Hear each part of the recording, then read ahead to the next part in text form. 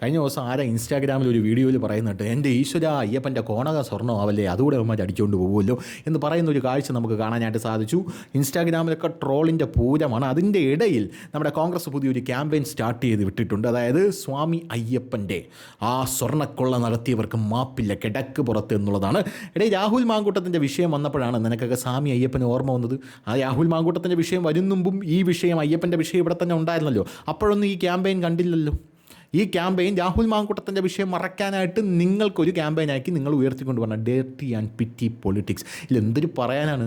അതായത് തമ്മിൽ ഭേദം തൊമ്മൻ എന്നൊരു ചൊല്ലുണ്ട്. ഇവർ തൊമ്മനും ഭേദമല്ല എന്നുള്ളതാണ് നമുക്ക് പറയാനുള്ളൊരു കാര്യം.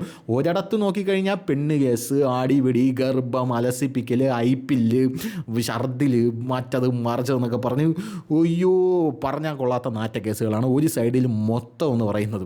വേറൊരു സൈഡിൽ നോക്കിക്കഴിഞ്ഞാൽ കൊള്ള, കൊലപാതകം, ധൂർത്ത്, അഴിമതി, ചപ്പ് ചവറ്, അത് ഇത് ചപ്പ് ചവറ് എല്ലാം കൂടെ ഇങ്ങനെ വേറൊരു സൈഡൊന്നും. അങ്ങനെയാണ് കേരളത്തിലെ രണ്ട് പൊളിറ്റിക്കൽ പാർട്ടിയും അപ്പുറവും ഇപ്പുറവും നിന്ന് കളിക്കുന്നത് എന്നുള്ളത് നമ്മൾ വ്യക്തമായിട്ട് മനസ്സിലാക്കിയിരിക്കുക. ഇനി വേറൊരു സൈഡിൽ BJP എന്ന് പറയുന്നൊരു പാർട്ടിയുണ്ട്.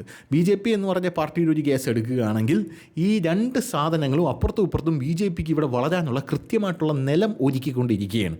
എന്നാൽ അതവർക്ക് മനസ്സിലാകുന്നില്ല എന്നുള്ളതാണ് അവരുടെ ഏറ്റവും വലിയ പോരായ്മയും ന്യൂനത എന്ന് പറയുന്നത്.